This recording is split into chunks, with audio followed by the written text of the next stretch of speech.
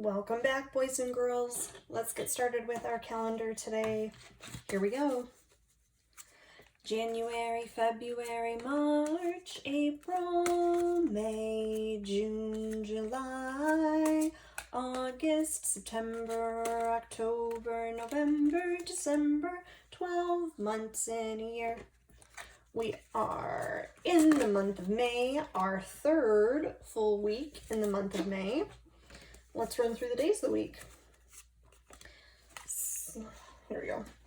Sunday, Monday, Tuesday, Wednesday, Thursday, Friday, Saturday. Sunday, Monday, Tuesday, Wednesday, Thursday, Friday, Saturday. Today is Tuesday, May. I need number 19 here. May 19th. 19 is an odd number. Remember, we were looking at odds and evens during the month of May. Odds are our letter A. Evens are our letter B in our AB pattern. Since 19 is not in the pattern as we're counting by twos, we can tell that 19 is an odd number. I forgot to underline one. Which one did I forget to underline? An even number. Let's count by twos. It's a good practice. Here we go.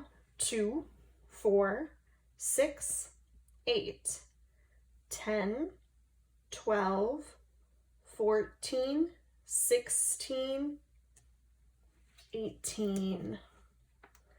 And tomorrow will be our next underlined number. Very good. We've got a 19 in there for today. Yesterday was Monday. Yesterday was Monday. Today is Tuesday. Today is Tuesday. Tomorrow will be Wednesday. Tomorrow will be Wednesday. The middle of the week. The middle of the week. Excellent.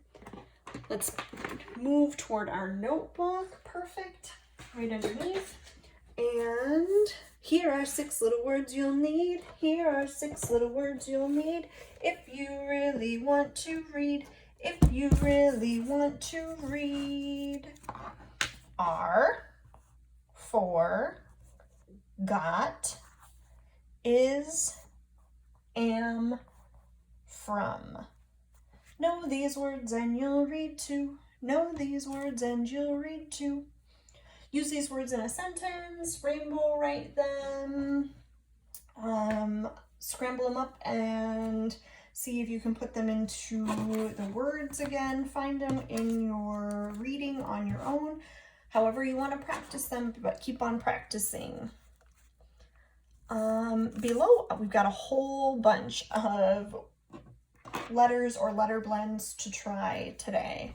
We probably won't go through all of them, but you may try them all on your own if you would like. We'll go through some of them together. Oh, yes. So we have looked at how OW can sometimes make an ow sound, like in the word brown. There is a color we all know. Can you guess what it is? B-R-O-W-N. B-R-O-W-N. B-R-O-W-N. And that's how we spell brown. So we've seen that OW can make ow sound in brown, like brown or clown or frown. OW can also make a different sound. OW not only says ow, but it can also say O. Take a look here for a second. I'm going to start with the letter B. B-O-W. The OW here could say ow, like brown. It could say b, ow, bow, like bow your heads before we pray. Or the OW can say O, b-o, bow. She had a pink bow in her hair. This is an example of using the words around an unknown word to help decide what that word is. It would not make sense to say, she had a big pink bow in her hair. She had a big pink bow in her hair. We're going to practice a couple of these with the O sound. Let's do R next. R-O-W. This O-W is going to say O, R-O, row. Like row, row, row your boat. That one is row. We're going to do one more. Let's do S-N. S-N. They keep their own sounds. They don't change sounds. S-N-O. Snow. Try out some of the other ones on your own. I have some space to do that in my notebook as well. Try them out.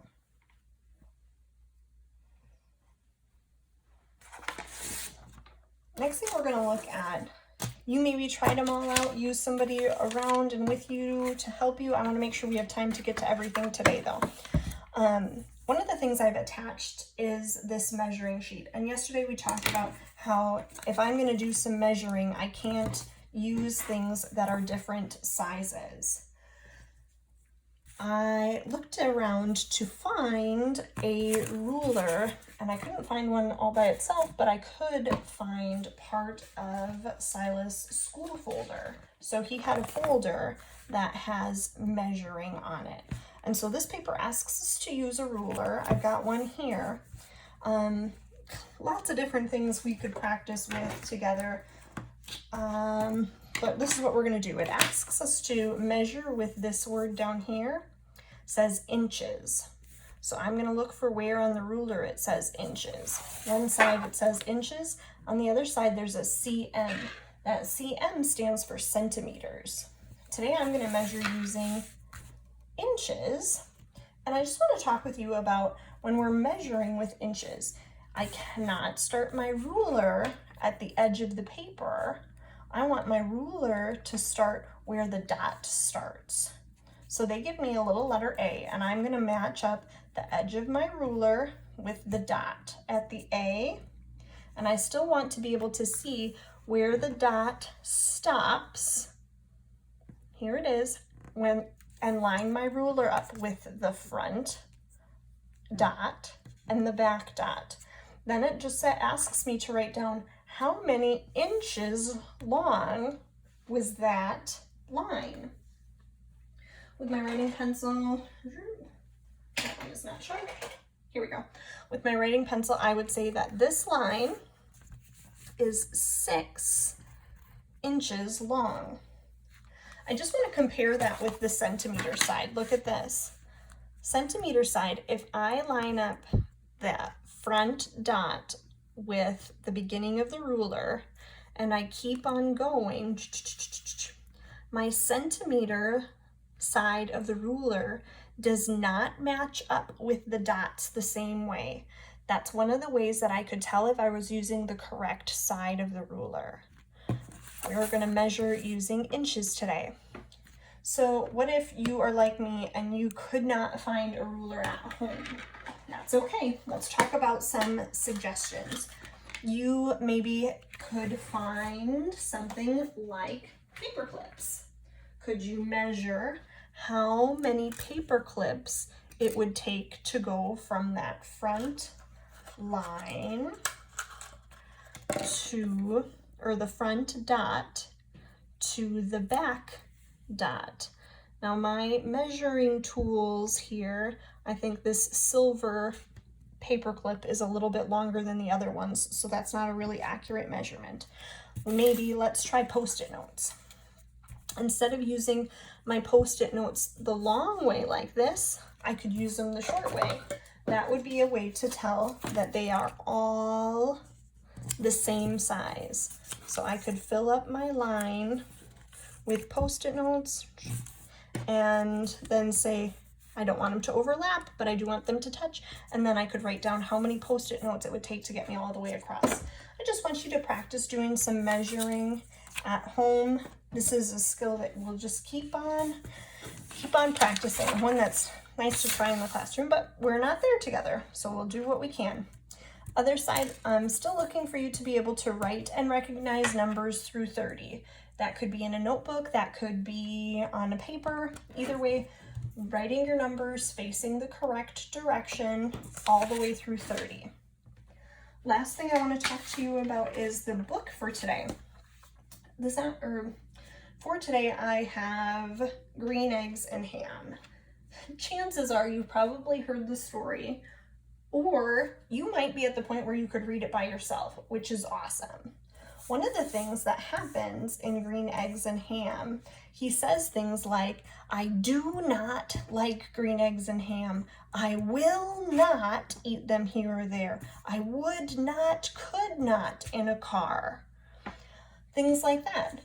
We have talked about how we can take two words like do not and we can push them together to make a contraction. I've included a video to think about and talk about contractions. This is one way to practice those. So when I have do not, I'm going to come in and this O gets knocked out, and an apostrophe is like a little stitch. It's going to attach the T to the rest of the word and it becomes the word don't.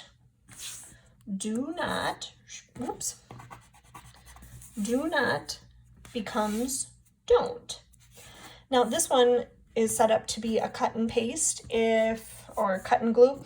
If you don't have scissors at home or can't find glue at home, just draw some lines or talk about them with somebody else. Use these ones to help you. You could do it either way, where it's would not. Ooh, would not is a tricky one. Oh, look, here I see the beginning part. Would